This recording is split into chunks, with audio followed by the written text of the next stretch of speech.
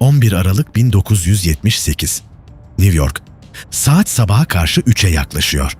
John F. Kennedy Uluslararası Havalimanı'nın terminalleri gündüze göre çok daha sessiz.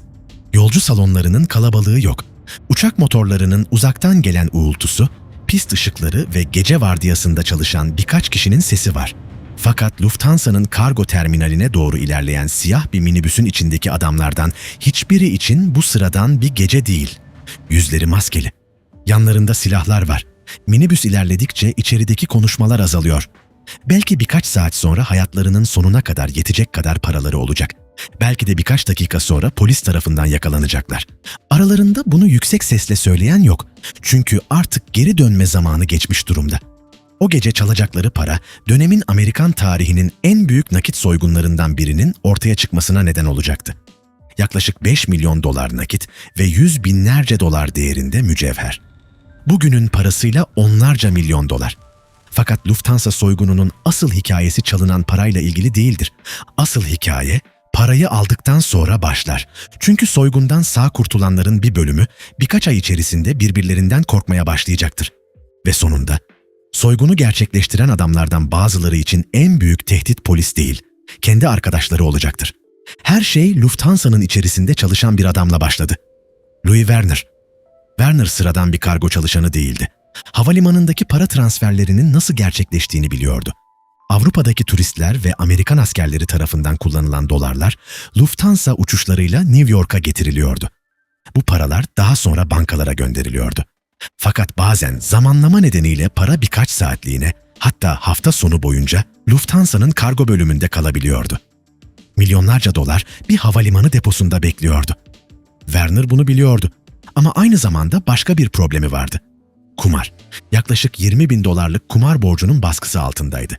20 bin dolar bugün kulağa devasa bir servet gibi gelmeyebilir. Fakat Werner için o para yalnızca bir rakam değildi. Her geçen gün biraz daha ağırlaşan bir tehditti. Borç kapıya dayandıkça seçenekleri azalıyor olmalıydı. Ve tam karşısında çalıştığı binanın içerisinde milyonlarca dolar duruyordu. Werner sonunda bildiklerini Martin Krugman isimli bir bahisçiye anlattı. Krugman ise bu bilgiyi organize suç dünyasına taşıdı. Bilgi Henry Hill'e, oradan da James Burke'e ulaştı.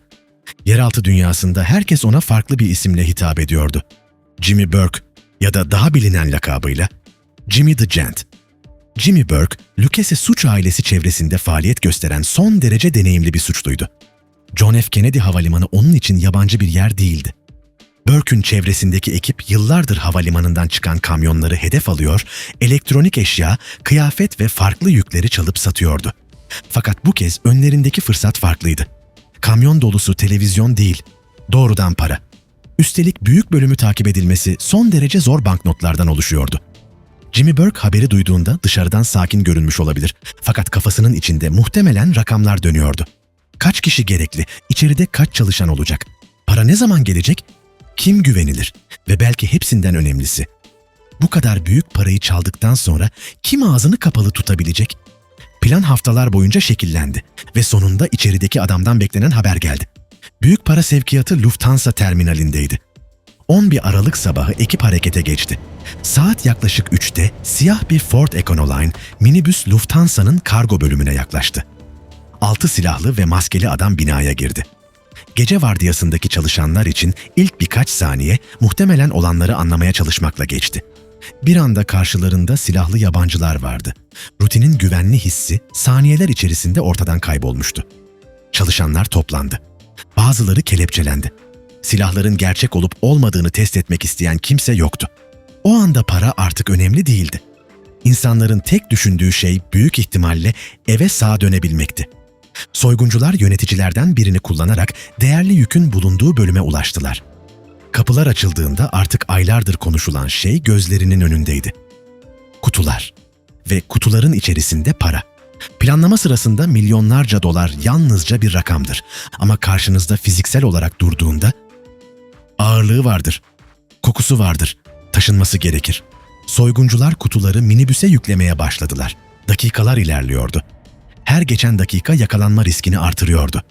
Belki içerideki adamlardan biri koridordan gelen en küçük sesi bile polis sireni sanıyordu. Belki diğerinin elleri titriyordu ama bunu yanındaki adama belli etmemeye çalışıyordu. Böylesi bir anda korkunun garip bir yanı vardır. Kaçmak istersiniz. Ama tam önünüzde hayatınızı değiştirecek kadar para vardır. Sonunda yaklaşık 40 kutu minibüse taşındı. Nakit ve mücevherlerin toplam değeri yaklaşık 5,8 milyon dolardı. Soyguncular çalışanlara polisi hemen aramamaları konusunda talimat verdi. Saat 4:21 civarında araçlar Lufthansa terminalinden ayrıldı. Soygun yaklaşık 64 dakika sürmüştü. Silahlar çekilmişti. İnsanlar rehin alınmıştı. Fakat tek bir kurşun bile sıkılmamıştı. O an için plan kusursuz görünüyordu. Minibüs uzaklaştıkça içerideki gerginliğin yerini başka bir duygu almış olmalıydı. Rahatlama. Belki kahkahalar. Belki birbirlerine dönüp gerçekten başardıklarına inanmakta zorlandılar. Çünkü arkalarında milyonlarca dolar vardı ve polis henüz kim olduklarını bilmiyordu. Fakat büyük soygunlarda en tehlikeli an bazen kasaya girdiğiniz an değildir. Parayla birlikte çıktığınız andır. Jimmy Burke bunu çok iyi biliyordu. Soygunun ardından en önemli işlerden biri kullanılan minibüsün ortadan kaldırılmasıydı. Bu görev Parnell Stacks Edwards'a verildi. Minibüsün yok edilmesi gerekiyordu. Fakat Edwards bunu yapmadı. Soygunun verdiği rahatlık, para, adrenalin, belki de her şeyin bittiğine inanması onu dikkatsizleştirdi. Minibüsü Brooklyn'de yanlış bir yere bıraktı. 2 gün sonra polis aracı buldu. İçeride deliller vardı. Artık Jimmy Burke açısından soygunun havası tamamen değişmişti. Bir gece önce etrafındaki insanlar milyonlarca dolarlık bir başarıyı kutluyordu. Şimdi ise aynı insanların her biri potansiyel bir tehditti. Birisi yakalanırsa ne olacaktı? Birisi konuşursa, birisi parasını harcarken dikkat çekerse, birisi sevgilisini anlatırsa, birisi polise giderse. Jimmy'nin zihninde artık soru şu değildi. Parayı nasıl paylaşacağız? Soru şuydu. Kime güvenebilirim? Ve cevabı giderek daha korkutucu hale geliyordu. Stacks Edwards soygundan yalnızca günler sonra öldürüldü. Bu ilk ölümdü. Ama son olmayacaktı. Martin Krugman, soygun fikrinin organize suç çevresine ulaşmasını sağlayan adamlardan biri. Parasını istiyordu. Payını soruyordu. Ve bunu fazla sık yapıyordu. Krugman'ın zihninde belki de son derece basit bir denklem vardı. Soygunun gerçekleşmesini sağlayan bilgi zincirinin içerisindeydi. Dolayısıyla hakkı olduğunu düşündüğü parayı almalıydı. Fakat Jimmy Burke açısından Krugman artık alacaklı biri değildi. Konuşabilecek biriydi. Krugman Ocak 1979'da ortadan kayboldu. Cesedi hiçbir zaman bulunamadı. Ardından başka isimler gelmeye başladı. Louis Cafora, Robert McMahon, Joe Manry, Paolo Licastri, Richard Eaton. Soygunla bağlantılı veya paranın aklanmasıyla ilişkili birçok kişi öldürüldü ya da kayboldu. 1979 yazına gelindiğinde Lufthansa soygunuyla bağlantılı insanların çevresinde ürkütücü bir sessizlik oluşmaya başlamıştı. Henry Hill içinde atmosfer değişiyordu. Başlangıçta milyonlarca dolarlık soygun hayatlarının en büyük başarısı gibi görünmüş olmalıydı. Şimdi ise tanıdığı insanlar birer birer ortadan kayboluyordu. Her yeni ölüm aynı mesajı taşıyordu. Birileri izleri temizliyordu. Ve Henry muhtemelen giderek daha rahatsız edici bir soruyu kendisine sormaya başladı. Sıra bana ne zaman gelecek? Paranın kendisi de ortadan kaybolmuş gibiydi. Soygunda ele geçirilen milyonların büyük bölümü hiçbir zaman bulunamadı. Kimi paranın suç dünyasının içerisinde dağıtıldığını, kimi yatırımlara yönlendirildiğini, kimi ise Jimmy Burke tarafından saklandığını düşündü. Fakat kesin olarak bilinen şey şuydu. Yetkililer paranın büyük bölümüne hiçbir zaman ulaşamadı. Polisin elindeki en önemli isimlerden biri içerideki adam Louis Werner oldu. Werner sonunda yakalandı ve Lufthansa soygunundaki rolü nedeniyle mahkum edildi. Fakat Jimmy Burke doğrudan Lufthansa soygunu nedeniyle hiçbir zaman mahkum edilmedi. Henry Hill'in hayatı ise 1980 yılında tamamen değişti. Uyuşturucu suçlamalarıyla karşı karşıya kaldı. Aynı zamanda Jimmy Burke'ün kendisini yok edeceğinden korkmaya başlamıştı. Yıllardır birlikte çalıştığı insanların davranışlarını biliyordu. Kimin nasıl ortadan kaybolduğunu görmüştü. Ve artık kendi hayatının da aynı sona doğru ilerlediğine inanıyordu. Hill sonunda FBI ile işbirliği yaptı. Tanık koruma programına girdi. Jimmy Burke ve Lucchese ailesinden Paul Vario dahil olmak üzere birçok isim hakkında ifade verdi. Yıllar sonra Henry Hill'in hayat hikayesi yazar Nicholas Pileggi tarafından Wise Guy isimli kitaba dönüştürülecekti. 1990 yılında ise Martin Scorsese bu kitaptan uyarlanan bir film çekecekti. Goodfellas ve Lufthansa, soygunu böylece yalnızca Amerikan suç tarihinin değil, sinema tarihinin de en meşhur suç hikayelerinden biri haline gelecekti. Fakat gerçek hayat filmden çok daha karanlıktı. Çünkü Lufthansa soygununun sonunda polis milyonlarca doları geri alamadı. Jimmy Burke soygundan dolayı mahkum edilemedi. Soyguna katılanların önemli bölümü ise paranın keyfini uzun süre çıkaramadı. Bazıları öldürüldü. Bazıları kayboldu. Bazıları hapse girdi. Bazıları ise hayatlarının geri kalanını arkalarına bakarak geçirmek zorunda kaldı. Ve işin belki de en ironik tarafı buydu.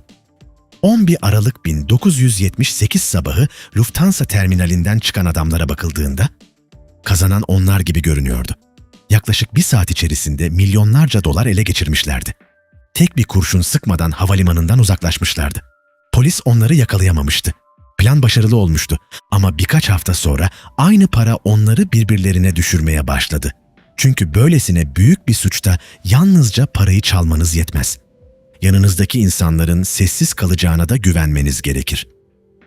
Jimmy Burke bunu garanti altına almanın tek bir yolu olduğuna inanmış görünüyordu. Ortada konuşabilecek kimse bırakmamak.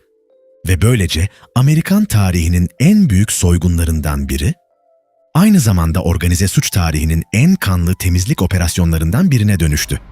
Lufthansa terminalindeki kasanın kapısı yalnızca milyonlarca dolara açılmamıştı. O kapı açıldığı anda şüpheye, paranoyaya, ihanete ve ölüme giden yolda açılmıştı. Belki de Lufthansa soygununun en çarpıcı tarafı budur. Soyguncular parayı çalarken birbirlerine güvenmek zorundaydı. Ama parayı çaldıkları anda artık birbirlerine güvenemiyorlardı. Bir sonraki videoda görüşmek üzere, kanalımıza abone olup videoyu beğenerek bize destek olabilirsiniz.